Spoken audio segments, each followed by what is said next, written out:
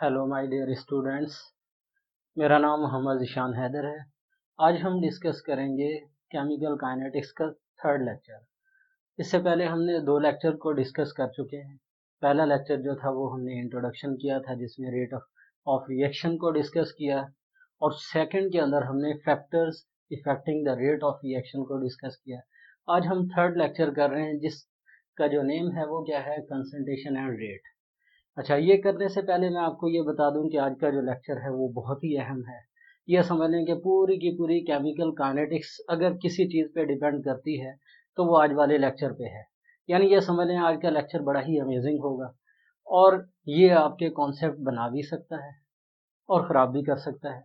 ख़राब कैसे कर सकता है कि अगर आपने इसको कंसंट्रेशन के साथ समझने की कोशिश नहीं की और आपने सिर्फ ये सोच के इसको समझने की कोशिश की कि बस सिर्फ पेपर पास करना है, तो बहुत मुश्किल हो जाएगा। आपने क्या करना है, आपने इसको रिसेप्टिव माइंड के साथ समझने की कोशिश करनी है। उम्मीद है कि ये लेक्चर आपको बहुत अच्छा समझ आएगा। चलें जी, हम स्टार्ट करते हैं। क्या है कंसंट्रेशन एंड रेट? हमेशा याद रखिएगा कि अगर हम कांस्टेंट टेम्परेचर के ऊपर किसी चीज़ का रेट ऑफ रिएक्शन फाइंड करना चाहें तो वो हम कंसंट्रेशन से करते हैं। यानी अगर क्या करते हैं, कंसंट्रेशन को आप चेंज करते जाए, रेट ऑफ रिएक्शन जो है वो क्या होता जाएगा, चेंज होता जाएगा। यानी इसका मतलब ये हुआ कि कंसंट्रेशन और rate of reaction are interrelated, और इनका जो रिलेशन है इसको हम इक्वेशन से समझ सकते हैं। और वो जो इक्वेशन होती है उसको हम क्या कहेंगे, रेट लॉ इक्वेशन, या हम इसे एक और नेम भी देते हैं और वो होता है rate expression.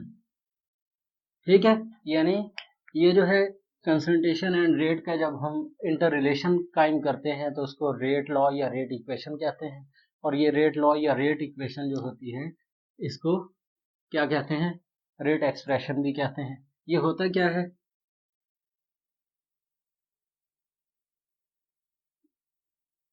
The rate of reaction is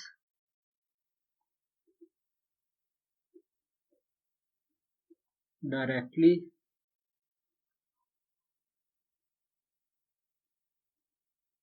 proportional to the concentration of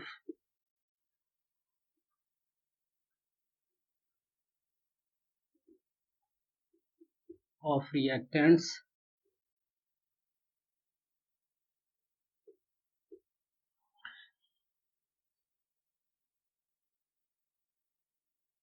these concentrations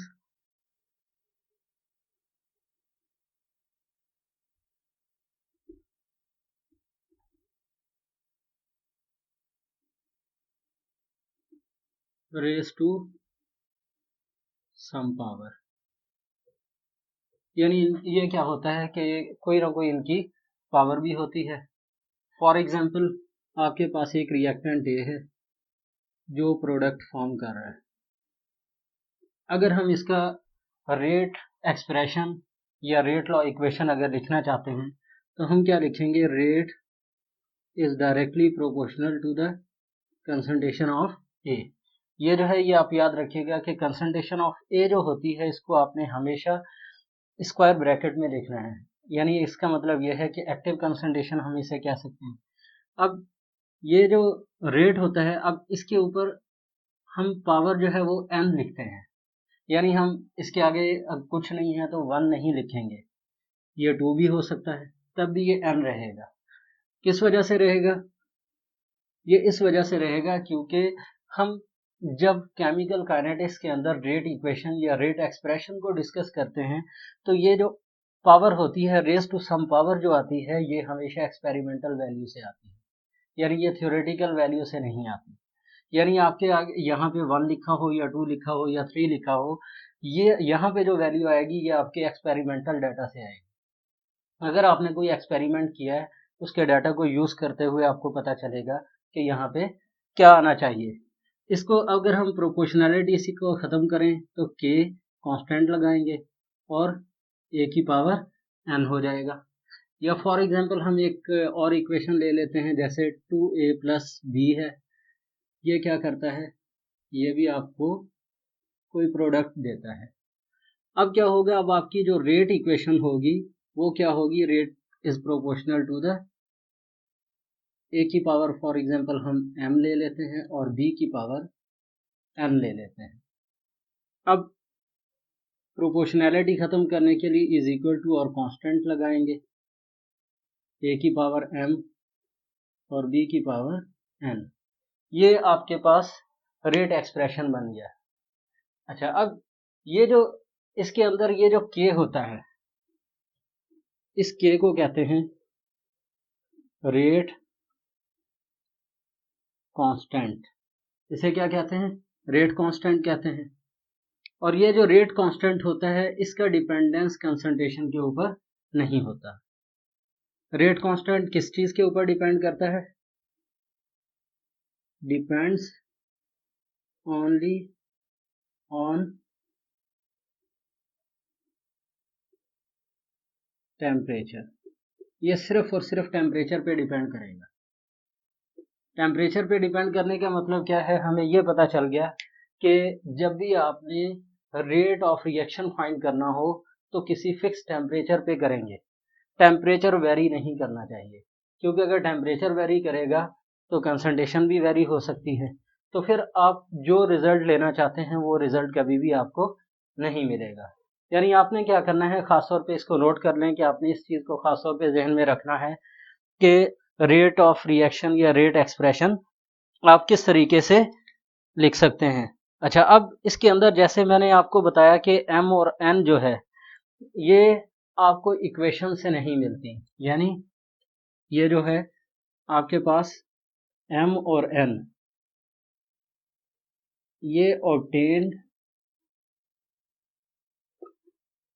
from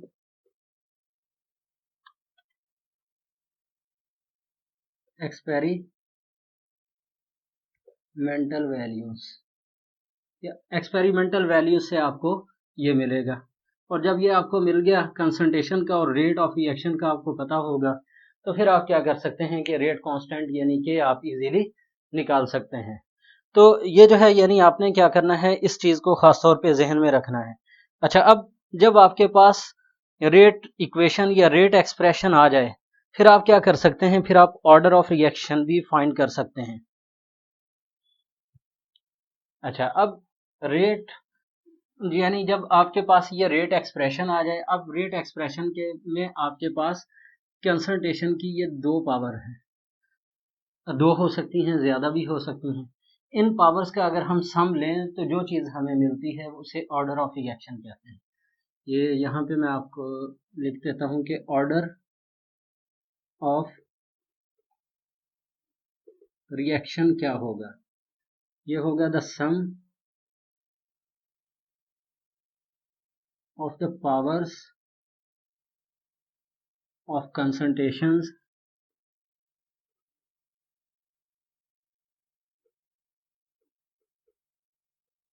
in the rate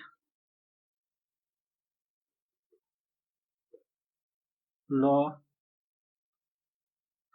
equation. कि रेट लॉ इक्वेशन के अंदर के रेट लॉ इक्वेशन में जो पावर्स होती हैं इनका जो सम होगा उसको ऑर्डर ऑफ रिएक्शन कहेंगे। यानी हम क्या करेंगे, order of reaction is equal to m plus n। यानी अगर हम इस इक्वेशन के मुताबिक देखें तो ये क्या होगा, m और n दोनों, यानी दोनों की दोनों पावर्स को आपने ऐड कर दिया, जो आपके पास आएगा उसे क्या कहेंगे, उसे कहेंगे ऑर्डर ऑफ रिएक्शन। अच्छा, अब क्या होगा, यानी अब आपने हमेशा याद रखना है कि ये जो ऑर्डर ऑफ रिएक्शन जो होता है ये आपको कैसे मिलेगा, ये एक्सपेरिमेंटल वैल्यू से मिलेगा। जैसे अगर आप, जैसे फॉर एग्जांपल कि आपने पहले केमिकल इक्विलिब्रियम किया हुआ है।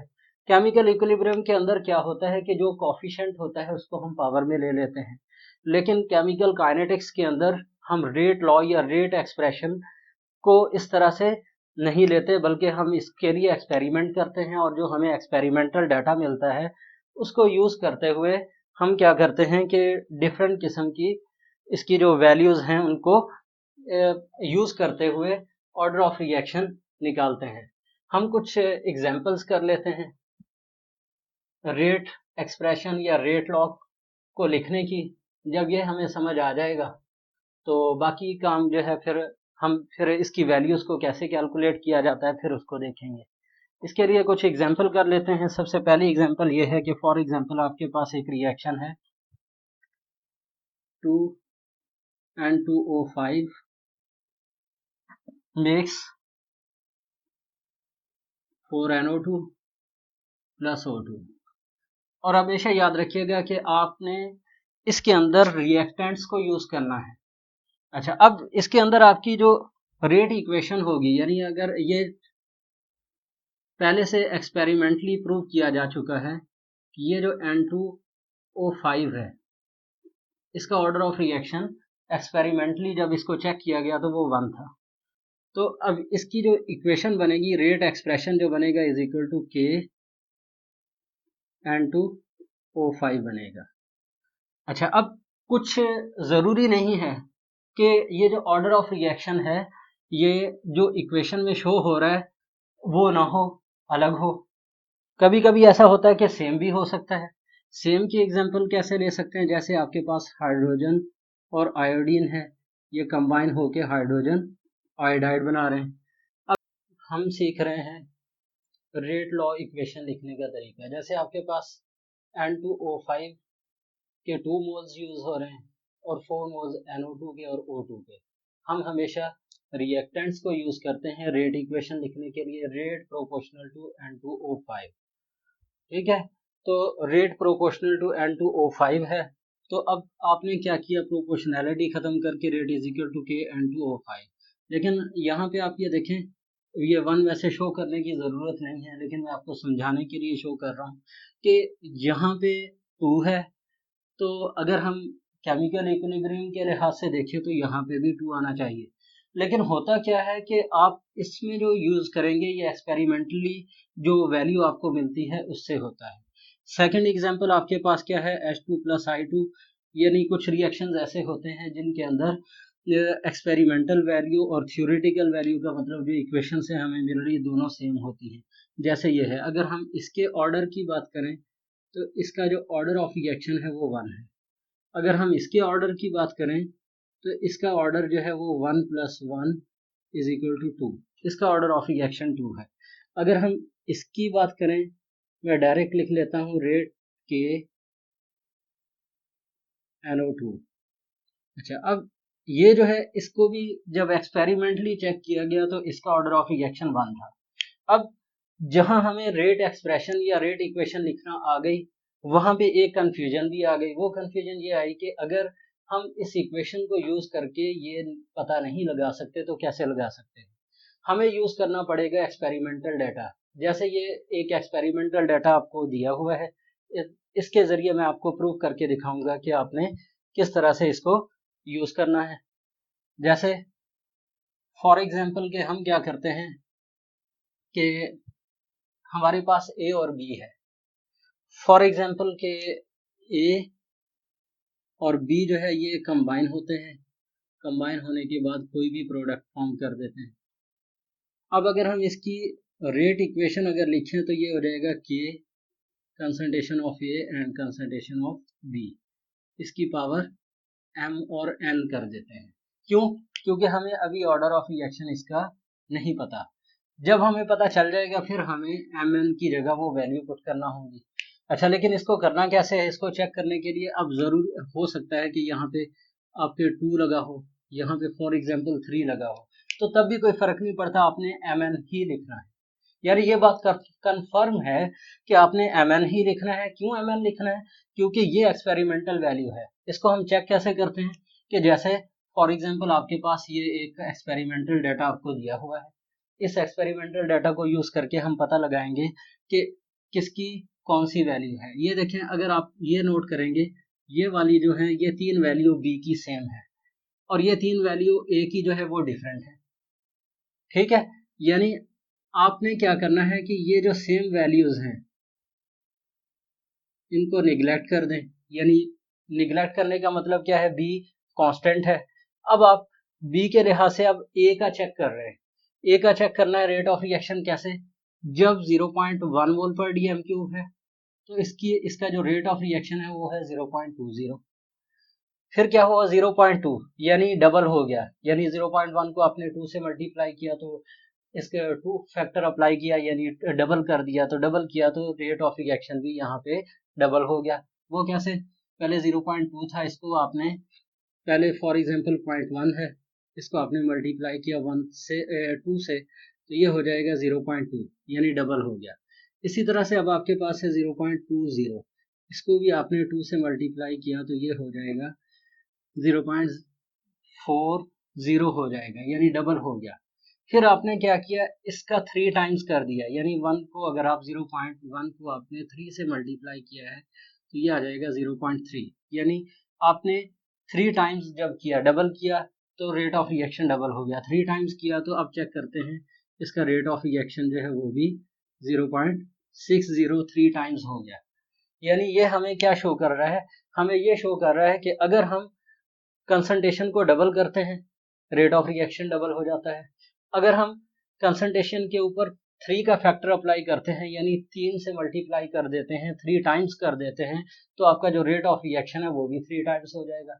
अगर आपने इनिशियल कंसंट्रेशन को आपने 4 टाइम्स कर दिया तो रेट ऑफ रिएक्शन आपका 4 टाइम्स हो जाएगा। ये इसके अंदर नहीं है, वैसे ही समझाने के लिए बता रहा हूँ। यानी इसका मतलब ये है कि आप कंसंट्रेशन को जितना चेंज कर रहे हैं रेट ऑफ रिएक्शन में भी उतना चेंज आ रहा है, तो इसका मतलब यह है कि ये क्या होगा, फर्स्ट ऑर्डर होगा। यानी इसका मतलब ये हुआ कि आपके पास जो m है वो 1 होगा, यानी a की जो पावर है वो क्या होगी, 1 होगी। यानी आप क्या करते हैं, अब आप इस इक्वेशन को लिख लें, rate is equal to k। अब a की पावर आपने 1 लिख लिया, अब b की पावर अभी आपको नहीं पता कि यानी b का जो ऑर्डर है वो क्या है, वो हम कैसे चेक करेंगे। इसको चेक करने के लिए हम ये कर सकते हैं कि जैसे अब हम वो वाली कंसंट्रेशन यूज करेंगे, यानी जैसे फॉर एग्जांपल कि आपने क्या किया, ये वाली 3 सेम है ए की, यानी आपने क्या करना है कि अगर आप ए का ऑर्डर फाइंड करना चाहते हैं तो बी की आपने वो वाली वैल्यूज लेनी है जो कांस्टेंट हो यानी सेम हो, ताकि उसको हम निगलेक्ट कर सकें। अब यहाँ पे क्या होगा, अब आपने यहाँ पे किसको निगलेक्ट करना है, अब यहाँ पे आपने ए को निगलेक्ट करना है, यानी इसको आपने क्या किया, निगलेक्ट कर देना। क्यों, क्योंकि ये कांस्टेंट वैल्यूज है। अब हमने इन 3 वैल्यूज को जो चेंज हो रही हैं बी की, उसके लिहाज से हमने बी का यानी एन का जो ऑर्डर ऑफ रिएक्शन यानी बी के ऊपर जो ऑर्डर ऑफ रिएक्शन है वो क्या है वो फाइंड करना है। इसको हम कैसे चेक कर सकते हैं, आपने क्या किया, कंसंट्रेशन को डबल किया, रेट ऑफ रिएक्शन कितना हो रहा है, डबल हो रहा है या कितना हो रहा है। इसको चेक करने के लिए हम एक काम ये करते हैं कि 2.40 को आप डिवाइड कर दें 0.60 से, अगर ये हम खत्म कर दें तो आपके पास आता है 24/6, 6 4 24, 4 यानी इंक्रीज हो रहा है। यानी इसका मतलब ये हुआ कि इसका rate of reaction 4 times increase हो रहा है। 4 टाइम्स इंक्रीज होने का मतलब ये है कि आपने डबल किया, डबल किया तो 2 का स्क्वायर हो गया, यानी 2 के फैक्टर का स्क्वायर होगा, 2 के फैक्टर का स्क्वायर क्या आ गया 4, यानी 4 टाइम्स इंक्रीज हुआ है।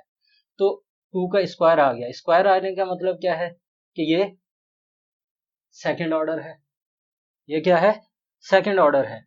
फिर आपने क्या किया, इसको 3 टाइम्स जब किया, अब हम चेक करते हैं कि अगर हम क्या करते हैं कि 5.40 को आप डिवाइड करते हैं 0.60 से, इसको भी हम खत्म करें तो ये बनेगा 54/6, तो ये 9 बनता है। 9 का मतलब क्या है, 3 का फैक्टर यूज किया है तो 3 का स्क्वायर लेंगे तो 9, यानी देखा जाए तो इसके अंदर क्या हो रहा है कि जब अगर हम कंसंट्रेशन को डबल करते हैं तो 2 के फैक्टर का स्क्वायर लेंगे तो 4 आएगा, तो 4 टाइम्स का इसका रेट ऑफ रिएक्शन इंक्रीज हो रहा है। अगर आपने इसको क्या किया 3 टाइम्स किया तो इसका जो फैक्टर है 3 के फैक्टर का स्क्वायर अगर हम लेते हैं तो वो 9 आता है, तो ये क्या हुआ है कि इसके लिहाज से ये 9 टाइम्स इंक्रीज हुआ है, यानी 3 का स्क्वायर आ गया 9। तो अब हमें पता चल गया कि यहाँ पे n जो है वो 2 है। अगर 2 है तो इसका मतलब ये है कि b जो है ये कितना होगा, 2 हो जाएगा। अब जब ये हो गया, अब हम इनको अगर यूज़ करें तो हमें पता चलता है कि ऑर्डर जो है वो 1 + 2 = 3, कि इस इक्वेशन का जो ऑर्डर ऑफ रिएक्शन है वो आपके पास 3 आ गया। कैसे पता चला? हमें एक्सपेरिमेंटल डाटा से पता चला। फिर दोबारा से इसको समझ लें कि आपने क्या करना है कि पहले b को हमने कांस्टेंट कर दिया, उसकी वो वाली वैल्यूज यूज करके जो सेम थी और जो चेंज हो रही थी उनके लिहाज से हमने देखा कि रेट ऑफ रिएक्शन के ऊपर क्या इफेक्ट हो रहा है। फिर हमने क्या किया, फिर हमने बी ए की वो वाली वैल्यूज यूज की जो कांस्टेंट थी, यानी जिनके अंदर कोई चेंज नहीं हो रहा था, और हमने ये चेक किया कि कंसंट्रेशन बी की चेंज करने से ऑर्डर ऑफ रिएक्शन में क्या चेंज आ रहा है। हमने जब ए बी को कांस्टेंट रखा और ए के लिहाज से ए को चेक किया तो कंसंट्रेशन डबल करने से रेट ऑफ रिएक्शन भी डबल हो रहा था। कंसंट्रेशन को हमने 3 टाइम्स किया तो रेट ऑफ रिएक्शन भी 3 टाइम्स हो गया, जिससे पता चला कि इसका ऑर्डर ऑफ रिएक्शन 1 है। बी को जब हमने चेक किया ए को कांस्टेंट करते हुए, तो हमने चेक किया कि जब हमने कंसंट्रेशन को डबल किया तो रेट ऑफ रिएक्शन स्क्वायर की फॉर्म में इंक्रीज हुआ, यानी 2 का फैक्टर अप्लाई किया तो 2 का स्क्वायर लिया तो 2 के स्क्वायर से जितना 4 आ रहा है तो 4 टाइम्स इंक्रीज हुआ। फिर हमने इसको 3 से मल्टीप्लाई किया, 3 का फैक्टर यूज किया, यानी पहले इसके लिहाज से किया, फिर हमने इसके लिहाज से किया, इसके लिहाज से किया तो यहाँ पे 3, क्योंकि 3 टाइम्स इंक्रीज हुआ था तो 3 टाइम्स के लिहाज से उसकी वैल्यू जब स्क्वायर में आई तो वो 9 टाइम्स इंक्रीज हो गया, यानी 9 आ गया, 3 का स्क्वायर की फॉर्म में आ गया। तो हमें पता चल गया कि ये जो है इसका जो ऑर्डर ऑफ रिएक्शन है वो क्या होगा, वो 2 होगा, क्योंकि हमें ये इस तरीके से इस पता चल गया। हमने फिर क्या किया, दोनों को जब ऐड किया तो ऑर्डर ऑफ रिएक्शन आपके पास जो आया वो कितना आया, वो आपके पास 3 आ गया। अब हम बिल्कुल फाइनल स्टेप में आ रहे हैं कि ऑर्डर ऑफ रिएक्शन चेंज करने के जो फाइनल रूल्स हैं वो क्या है, वो क्या होंगे कि जैसे फॉर एग्जांपल आपने क्या किया, कंसंट्रेशन को 2 के फैक्टर्स किया, यानी 2 से मल्टीप्लाई किया, यानी डबल किया, ट्रिपल किया या 4 टाइम्स किया, तो अगर कंसंट्रेशन के अंदर, रेट के अंदर क्या चेंज आ रहा है, अगर इन तीनों फॉर्म में, यानी ये वाली जो तीनों फॉर्म है इसके अंदर रेट ऑफ रिएक्शन अनचेंज्ड है,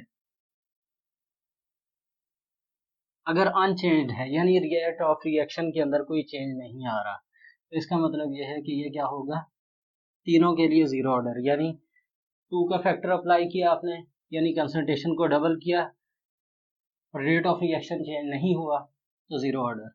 आपने 3 टाइम्स इंक्रीज किया कंसंट्रेशन को, अनचेंज्ड, यानी रेट ऑफ रिएक्शन में कोई चेंज नहीं आया तो जीरो ऑर्डर। आपने 4 टाइम्स चेंज किया, यानी कंसंट्रेशन को इंक्रीज किया, लेकिन रेट ऑफ रिएक्शन में कोई चेंज नहीं आया तो जीरो ऑर्डर। अब आपने क्या किया, आपने फॉर एग्जांपल कंसंट्रेशन को डबल कर दिया, लेकिन आपका जो रेट ऑफ रिएक्शन है वो डबल हो गया। 3 टाइम्स किया, रेट ऑफ रिएक्शन भी 3 टाइम्स इंक्रीज हुआ। आपने 4 टाइम्स किया, रेट ऑफ रिएक्शन भी 4 टाइम्स इंक्रीज हो गया, तो ये क्या होगा, ये हो जाएगा फर्स्ट ऑर्डर। अगर आप क्या करते हैं कि आपने कंसंट्रेशन को डबल किया, यानी 2 टाइम्स किया, लेकिन ये इसके स्क्वायर की फॉर्म में 4 आ गया, आपने 3 टाइम्स इंक्रीज किया, ये इस 3 3 ज़ा 9, यानी 9 का स्क्वायर, ये 3 का स्क्वायर 9 आ गया, यानी 9 times rate of reaction change हुआ। अगर आपने 4 का स्क्वायर लिया 16, यानी इनिशियली जो रेट ऑफ रिएक्शन था उसको आपने 4 टाइम्स इंक्रीज कर दिया, यानी 4 से मल्टीप्लाई कर दिया, अगर 0.1 था तो आपने इसको 0.4 कर दिया, तो अब क्या होगा, उसके अंदर जो रेट ऑफ रिएक्शन में जो चेंज आएगा वो 16 टाइम्स आएगा, यानी 4 के स्क्वायर इज इक्वल टू 16। तो अब इस सूरत में क्या होगा, ये सारे के सारे जो है ये सेकंड ऑर्डर होंगे। अगर आपने क्या किया, इसको डबल किया, रेट ऑफ कंसंट्रेशन को डबल किया, और लेकिन आपका जो रेट ऑफ रिएक्शन के अंदर जो चेंज है वो क्यूब की फॉर्म में आया, यानी 2 की पावर 3 का मतलब क्या है, 2 × 2 × 2 इज इक्वल टू 8 हो जाएगा। अगर आपने इसको 3 लिया, 3 की पावर 3 किया, 27 टाइम्स इंक्रीज हो गया, यानी क्यूब की फॉर्म में इंक्रीज हुआ, तो अब ये क्या होगा, ये होगा आपका थर्ड ऑर्डर। यानी ये वाला जो टेबल है, अगर ये आप सही से याद रख लेते हैं, इसको आप नोट कर लीजिए। अगर ये टेबल आपको याद रह गया तो आपके लिए ऑर्डर ऑफ रिएक्शन को फाइंड करना मुश्किल नहीं होगा। ये सबसे आसान तरीका है ऑर्डर ऑफ रिएक्शन को फाइंड करने का और उसको जहन में रखने का। अब हम एक काम करते हैं कि हम कुछ इसकी न्यूमेरिकल प्रॉब्लम्स को सॉल्व कर लेते हैं। उससे ये होगा कि जो थोड़े बहुत पॉइंट आपके जहन से निकल गए हैं वो भी आपको समझ आ गए होंगे। अगर आप नोट करना चाहें तो इसको नोट कर लें, फिर उसके बाद हम आगे चलते हैं। तो ये क्वेश्चन देख रहे हैं, the following data were collected on the initial rate of decomposition of SO2 Cl2 at a particular temperature. कि आपके पास initial concentration of SO2 Cl2 दी हुई है, इनिशियल रेट ऑफ रिएक्शन आपको दिया हुआ है, और ये इक्वेशन है SO2 Cl2 makes SO2 plus Cl2। अब what is the rate law and what is the value of the rate constant. यानी आपने क्या करना है, इस डेटा को यूज करते हुए आपने ये बताना है कि इसका रेट लॉ यानी रेट इक्वेशन क्या है, रेट एक्सप्रेशन क्या है, और दूसरा आपने रेट कांस्टेंट भी बताना है। अब सबसे पहला काम क्या करना है, यानी आपने इसकी अगर हम रेट लॉ की इक्वेशन लिखें तो वो होगी के SO2 Cl2 की पावर n। n क्यों? क्योंकि अभी हमें नहीं पता, लेकिन अगर हम चेक करें कंसंट्रेशन अगर हम डबल करते हैं, रेट ऑफ रिएक्शन भी डबल हो रहा है। वो कैसे, हम चेक कर लेते हैं। डबल हो रहा है यानी 4.4 मल्टीप्लाई 10⁻⁶ को आपने डिवाइड कर दिया 2.2 मल्टीप्लाई 10⁻⁶, ये क्या हो जाएगा, 2 हो जाएगा, यानी डबल हो रहा है। फिर आपने क्या किया, 3 टाइम्स किया, 6.6 मल्टीप्लाई 10⁻⁶ को आपने 2.2 मल्टीप्लाई 10⁻⁶ किया, तो इसका आंसर 3 आ रहा है। यानी आप कंसंट्रेशन को डबल कर रहे हैं तो रेट ऑफ रिएक्शन भी डबल हो रहा है, कंसंट्रेशन को 3 टाइम्स कर रहे हैं तो रेट ऑफ रिएक्शन भी 3 टाइम्स हो रहा है। यानी इसका मतलब ये हुआ कि n आपका 1 है। अगर n आपका 1 है तो रेट इज इक्वल टू के SO2 Cl2 की पावर 1 हो जाएगा। अच्छा, यानी अब ये वाला जो हिस्सा है, ये वाला हिस्सा ये हमने सॉल्व कर लिया। अब सेकंड पार्ट इसका क्या है, what is the value of rate constant के। अब के की वैल्यू निकालनी है। के की वैल्यू निकालने का मतलब ये है, अगर हम इसको इधर शिफ्ट कर दें तो ये हो जाएगा रेट, ये इससे के से मल्टीप्लाई हो रही है तो इधर डिवाइड हो जाएगी, SO2 Cl2 की पावर 1 इज इक्वल टू, मैं क्या करता हूँ कि के को इधर लिखने की जगह इस तरफ लिख लेता हूँ ताकि हमें इसे सॉल्व करने में आसानी हो। अच्छा, 1 लिखने की ज़रूरत नहीं होती, तो इसका ऑर्डर ऑफ रिएक्शन तो हमें पता चल गया कि 1 है। अब आपने क्या किया, रेट, अब कोई एक वैल्यू आप यूज़ कर सकते हैं, जैसे फॉर एग्जांपल 2.2 मल्टीप्लाई 10⁻⁶ यूज़ किया। SO2 Cl2 की अगर हमने जो ये यानी ये वाली रेट ऑफ रिएक्शन की वैल्यू और ये कंसंट्रेशन यूज़ कर रहे हैं, इसको डिवाइड किया। अब आपके पास इसको जब आप सॉल्व करेंगे तो इसका आपका जो आंसर आ रहा है वो 2.2 मल्टीप्लाई 10⁻⁵ आ रहा है। अच्छा, हम साथ यूनिट भी लिख लेते हैं ताकि और आसानी हो जाए। ऊपर वाला क्योंकि रेट ऑफ रिएक्शन है, इसका यूनिट है मोल पर लीटर पर सेकेंड, और नीचे वाला जो है ये कंसंट्रेशन है, इसका यूनिट है मोल पर लीटर। आपने क्या किया, मोल पर लीटर से मोल पर लीटर को कैंसिल कर दिया। अब आपका जो आंसर आएगा वो होगा 2.2 मल्टीप्लाई 10⁻⁷ इनवर्स।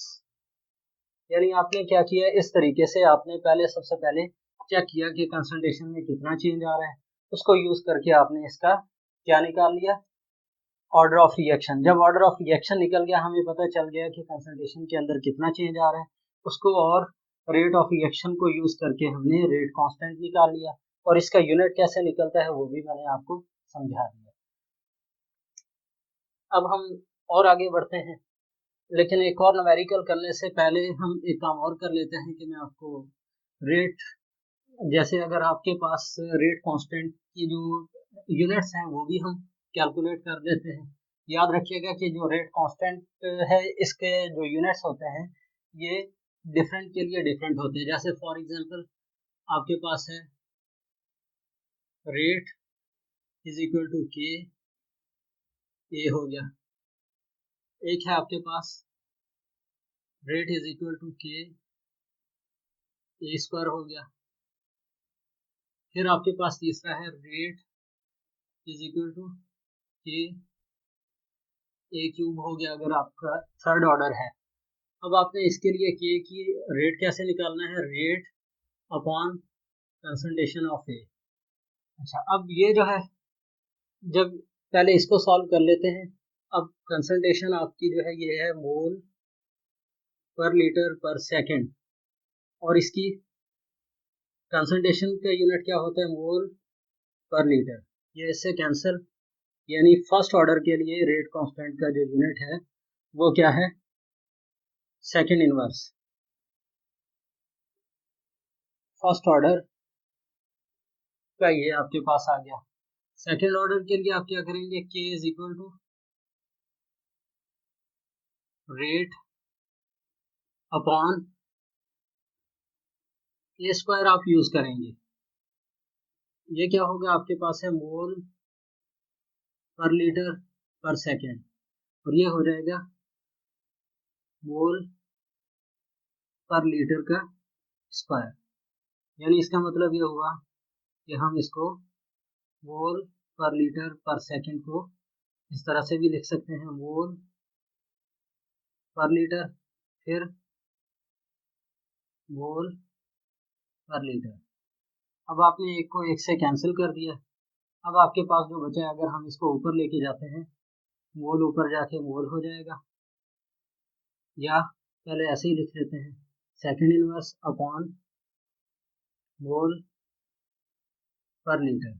मोल ऊपर जाएगा तो मोल इनवर्स हो जाएगा, लीटर ऊपर जाएगा तो प्लस का आ जाएगा, और सेकेंड इनवर्स हो जाएगा। आप जो प्लस में आ रहा है उसको आप पहले लिख लें, लीटर पर मोल पर सेकेंड, ये हो जाएगा सेकेंड ऑर्डर का यूनिट। और थर्ड ऑर्डर के लिए आपने क्या करना है, थर्ड ऑर्डर के लिए के इज इक्वल टू आपके पास हो जाएगा रेट अपॉन ए का क्यूब है, तो ये हो जाएगा मोल पर लीटर पर सेकेंड अपॉन मोल पर लीटर का क्यूब। अगर क्यूब से अगर हम कैंसिल करते हैं तो इसको आप इस तरह से अलग कर लें, मोल पर लीटर पर सेकेंड अपॉन मोल पर लीटर अलग कर लें, और मोल स्क्वायर और लीटर स्क्वायर पर लीटर स्क्वायर को अलग कर लें, ये कैंसिल हो गया। अब आपका second inverse upon mole square litre inverse square, इसको जब आप ऊपर लेके जाएंगे मोल इनवर्स स्क्वायर हो जाएगा और लीटर प्लस में चला जाएगा, और सेकेंड इनवर्स वैसे क्या वैसे, यानी L square mole inverse square और सेकेंड इनवर्स, यानी एल स्क्वायर लीटर स्क्वायर पर मोल पर सेकेंड इसका यूनिट बन जाएगा। और जो जीरो ऑर्डर होता है उसका रेट ऑफ रिएक्शन का जो यूनिट होगा वही उसका रेट कांस्टेंट का यूनिट भी होगा। यानी आप क्या कर सकते हैं, इस तरीके से तीनों के तीनों ऑर्डर ऑफ रिएक्शन जो है इनके यूनिट आप ड्राइव कर सकते हैं। और याद रखिएगा कि हमें पता है कि 1 लीटर जो होता है 1 डीएम क्यूब के इक्वल होता है। तो आप क्या कर सकते हैं, जहां जहां पे आपने लीटर यूज किया उसकी जगह आप डीएम क्यूब भी यूज कर सकते हैं। तो इस तरीके से आप इसके यूनिट्स को भी ड्राइव कर सकते हैं। हम सेकंड न्यूमेरिकल कर रहे हैं। ये न्यूमेरिकल क्या है, isoprene a monomer used to make natural rubber, dipentene जिसको कहते हैं। अब आइसोप्रीन जो है वो डाइपेंटीन में कन्वर्ट होता है। What is the rate law for this reaction using the following data. अब आपने सिर्फ और सिर्फ रेट लॉ इक्वेशन बतानी है। अगर देखा जाए तो रेट लॉ इक्वेशन हमारे पास क्या होनी चाहिए, वो होनी चाहिए रेट इज इक्वल टू के, आइसोप्रीन है, आइसोप्रीन की पावर n हो गया। अब हम पता लगाना चाहते हैं कि ऑर्डर ऑफ रिएक्शन कितना है। आपने क्या किया, ये वाला जो है 1.50 को आपने डिवाइड कर दिया 0.5 से, तो ये हो जाएगा 3। यानी इसका मतलब ये है कि ये 3 टाइम्स इंक्रीज हो रहा है। यानी रेट ऑफ यानी कंसंट्रेशन 3 टाइम्स चेंज हो रही है। अब हम इसको चेक करते हैं, 17.8 को डिवाइड करते हैं 1.98 से। तो इसको जब हम 98 से डिवाइड करेंगे तो इसकी आपकी जो कंसंट्रेशन चेंज हो रही है, यानी अगर आप 17.8 को 1.98 से करेंगे तो 8.99 आ जाएगा, जिसको आप राउंड ऑफ करेंगे तो 9 हो जाएगा। अब क्योंकि ये 3 टाइम्स हो रही थी, 3 का स्क्वायर लेंगे तो 9 आ जाएगा। यानी इसका मतलब ये है कि आप इसके अंदर रेट ऑफ रिएक्शन जो है वो स्क्वायर की फॉर्म में चेंज आ रहा है, यानी 3 square is equal to 9 square की फॉर्म में चेंज आ रहा है। स्क्वायर की फॉर्म में चेंज आ रहा है तो इसका मतलब ये हुआ कि आपका जो n है वो सेकंड ऑर्डर है। अगर सेकंड ऑर्डर है तो आप लिखेंगे रेट इज इक्वल टू के आइसोप्रेन की पावर 2। ये आपकी क्या बन जाएगी, रेट लॉ इक्वेशन बन जाएगी। और यही आपने लिखना था कि आपके पास अगर एक्सपेरिमेंटल डाटा दिया हुआ हो तो आप इसको कैसे कर सकते हैं। और अगर आप इसमें से रेट कांस्टेंट फाइंड करना चाहते हैं तो आप क्या करेंगे कि अगर जैसे आपने 0.5 यूज़ किया तो यहाँ पे 1.98 यूज़ करेंगे रेट ऑफ रिएक्शन की जगह। इसका आप स्क्वायर लेके उससे डिवाइड कर देंगे, जो आंसर आपके पास आएगा वो किसका होगा, वो आपके पास आ जाएगा रेट कांस्टेंट का आंसर आ जाएगा, जिस तरह हमने इससे पहले एक न्यूमेरिकल को सॉल्व किया है। एक और न्यूमेरिकल करते हैं जिसके अंदर हमारे पास दो वैल्यूज यूज हो रही हों, फिर उसके बाद हम जो है वो आज के लेक्चर को ख़त्म करते हैं। अब हम आते हैं तीसरे और लास्ट न्यूमेरिकल की तरफ। इसमें ये देखें, following data were measured for reduction of nitric oxide with hydrogen. Nitric oxide और हाइड्रोजन को रिएक्ट करवा के नाइट्रोजन और वाटर हमें मिल रहा है। अच्छा, अब ये जो है, अब क्या है कि जब आपने ये यूज़ किया, अब आपके पास ये दो वैल्यूज़ दी हुई हैं। अब आपने इसके अंदर फाइंड क्या करना है, इसके अंदर आपने फाइंड करना है what is the rate law for this reaction. यानी आपने फाइंड क्या करना है, what is the rate law for this reaction. आपने रेट लॉ फाइंड करना है। अब हमें पता है कि रेट इज इक्वल टू के NO की पावर, फॉर एग्जांपल हम m लिख देते हैं, और H2 की पावर n लिख देते हैं, क्योंकि हमें डाटा से पता चलेगा। अगर हम पहले फॉर एग्जांपल एक काम करते हैं, ये इसको, ये कांस्टेंट है, एक जैसा है, इसको आपने क्या किया, निगलेक्ट कर दिया। अब हाइड्रोजन का आप पता लगाना चाहते हैं कि हाइड्रोजन का ऑर्डर ऑफ रिएक्शन कितना है। आपने 0.1 था, आपने कंसंट्रेशन को डबल कर दिया। जब आपने चेक किया तो रेट ऑफ रिएक्शन भी डबल हो गया। वो कैसे, आप इसको इस तरह से 2.46 मल्टीप्लाई 10⁻³ को आप डिवाइड कर दें 1.23 मल्टीप्लाई 10⁻³ से, तो ये 2 आंसर आएगा। यानी आपने क्या किया, इसको डबल किया तो रेट ऑफ रिएक्शन जो है वो भी डबल हो गया। इससे हमें पता चल गया कि ये जो n है, रेट ऑफ रिएक्शन का जो n है कि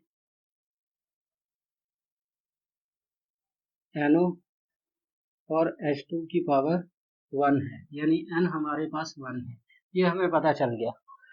अब आप क्या करते हैं, हाइड्रोजन में से ये दो सेम हैं, 1 और 3rd एक्सपेरिमेंट। अब आपने क्या किया, फर्स्ट और थर्ड एक्सपेरिमेंट को यूज कर रहे हैं। इसके अंदर फर्स्ट और थर्ड जो है वो चेंज हो रहा है, यानी यहाँ पे हम इसको और इसको निगलेक्ट कर देंगे। इसको और इसको चेक करते हैं कि क्या चेंज आता है, 0.1 0.2, यानी आपने कंसंट्रेशन को डबल किया। और रेट ऑफ रिएक्शन चेक कर लेते हैं कि यहाँ पे क्या हो रहा है, 4.92 मल्टीप्लाई 10⁻³ को डिवाइड कर दिया आपने 1.23 मल्टीप्लाई 10⁻³ इसको जब आप 4.92 को 1.23 से जब आप डिवाइड करेंगे, आपका जो आंसर आ रहा है वो आ रहा है तकरीबन अप्रॉक्सीमेटली राउंड ऑफ करके 4 आ रहा है। 4 आने का मतलब क्या है, ये डबल हो रहा है, तो 2 का स्क्वायर लेंगे तो वो 4 बनेगा। तो इसका मतलब ये हुआ कि ये स्क्वायर की फॉर्म में चेंज आ रहा है NO के अंदर, तो NO जो है ये क्या हो जाएगा, ये 2 हो जाएगा, यानी आपका जो M का जो ऑर्डर है वो 2 हो जाएगा। अब आप क्या कर सकते हैं, यानी अब आपने क्या किया कि ये 2 हो गया, ये 1 हो गया, इसको यूज़ करके अब ओवरऑल अगर आप इसका ऑर्डर फाइंड करना चाहते हैं तो ऑर्डर ऑफ रिएक्शन क्या होगा, ये हो जाएगा 2 + 1 = 3। 3 इसका ऑर्डर ऑफ रिएक्शन आ जाएगा। अगर आप के फाइंड करना चाहते हैं तो ये दोनों इसके रेट के नीचे आ जाएंगे, रेट अपॉन NO और H2, ये हो जाएगा। यानी अब आप क्या करेंगे, NO की जगह फॉर एग्जांपल 0.1 आपने पुट कर दिया और H2 की जगह पे भी आपने 0.1 पुट कर दिया। अच्छा, अब जब आप इसका रेट है 1.23 को यूज़ करेंगे तो उसके नतीजे में आपके पास K की वैल्यू आ जाएगी। तो ये बिल्कुल उसी तरह जिस तरह हमने फर्स्ट क्वेश्चन को किया था, बस मेन आपको जो समझना था वो ये था कि ऑर्डर ऑफ रिएक्शन हम कैसे फाइंड कर सकते हैं, और हमने इसके 3 न्यूमेरिकल्स भी सॉल्व किए, इसके यूनिट कैसे ड्राइव करते हैं वो भी हमने डिस्कस किया। तो ये जो है ये बहुत ही आसान है, बस थोड़ी सी आपकी कंसल्टेशन चाहिए। अगर आप कंसल्टेशन के साथ इसको समझने की कोशिश करते हैं तो इससे आसान टॉपिक कोई नहीं है। और ये जो है अगर आपको लेक्चर सही से समझ आ रहे हैं तो आप इस वीडियो को लाइक करें, कमेंट करें और शेयर करें। और अगर आपने इस चैनल को सब्सक्राइब नहीं किया तो सब्सक्राइब कर लें, ताकि आगे के और जो नए आने वाले लेक्चर हैं उनके बारे में भी आपको अपडेट मिलती रहे। Thank you so much. अल्लाह हाफिज़।